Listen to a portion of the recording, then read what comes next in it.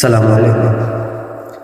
ফুরু তাই তোর ফোরালে নষ্ট করছে রে, আয়া ফিরি পায়া রে।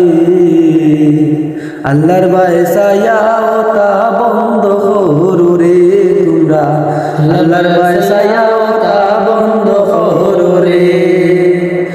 ফুরু তাই তোর লেখা পড়া নষ্ট করছে রে, আয়া ফিরি পায়া রে। আল্লাহর বায়সায়া ওটা বন্ধ করো রে তোমরা, আল্লাহর বায়সায়া ওটা বন্ধ করো রে। আগের যুগে মসজিদেতে মুক্ত হইত রে, পুরুতাই